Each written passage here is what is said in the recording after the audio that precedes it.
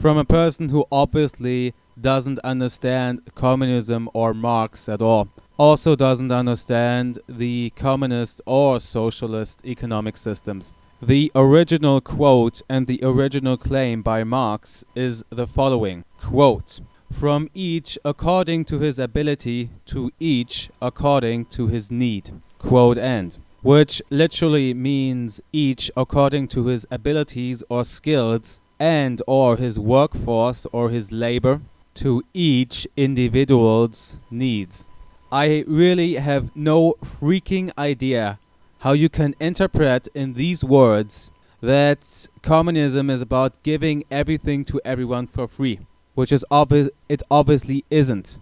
And this quote doesn't say so either. Sorry, but this is big bullshit. Well, we've already covered this problem. The meaning of "from each according to his ability to each according to his needs" means that there will be enough produced to go around everyone, and the reason this is deeply flawed is because the first problem is that each and every single individual are all different from one another. We all have different needs and wants. We don't all want the same thing. So in other words, how do you know what to produce for each and every single individual, say for 70 million people in Great Britain? You don't have that available information. The second problem has already been debunked. You don't have the available information of prices to allocate scarce resources. And what purpose does the study of economics serve? Economics is a study to find the most efficient way possible, whilst using the fewest resources as possible to better improve our living standards with scarce resources. In other words, economics exists because there is not enough resources to go around everyone. So the purpose of economics is to find an efficient system to provide scarce resources to match people's needs and wants, whilst using the fewest resources as possible. If you do not hold the information of prices, how do you plan to achieve that? Again, proving you don't even understand what purpose economics serves, why it exists. And this is a typical argument of anti-communists and a typical anti-communist propaganda. And obviously, those people have never read Marx, nor do they understand Marx's systems or the systems of communism or socialism, which developed after Marx. The thing is, Marx was not the only one to develop such systems. Actually, many of those systems go back to, at least two of those systems go back to Hegel, for example. Then comes Marx, then later come other Marxists from all over Europe and other socialists. But yeah, none of them and none of their ideas or ideology was giving everything to everyone for free. So what we can confirm is that you're stating money does exist under a communistic system then. Tell me something, how do you propose to have money when capitalism produces 100% of all your money? After all, what do you think money is? It's part of the capital. Without capital produced by capitalism, you have no money. What you think funds the public sector? The government pays the wages of the public sector, right? So where does the government get the money from to pay their wages? If it doesn't get it from the printing press, the only place the government can get the money from is directly from the private sector. In other words, no private sector, no money.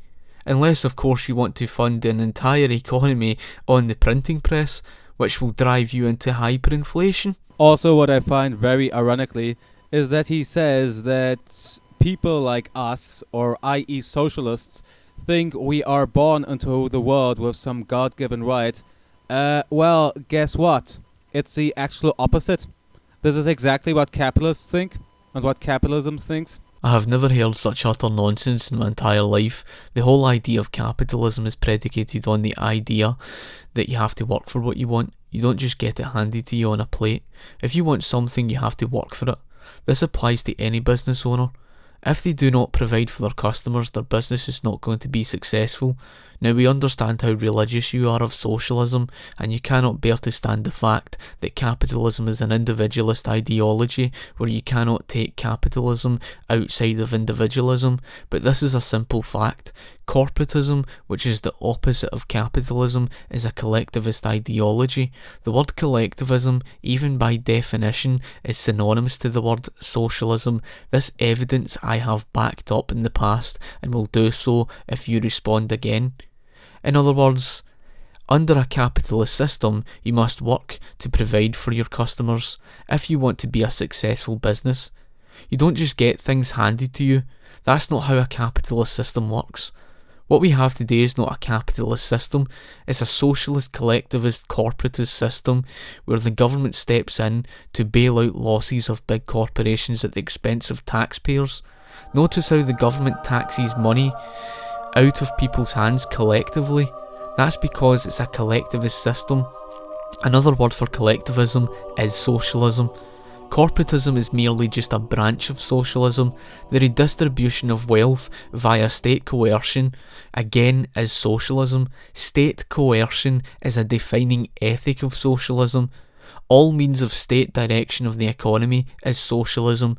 The reason you don't like this fact is because you don't like the dictionary definitions and recorded history that contradicts you. Capitalism is not pro-business, it is pro-consumer.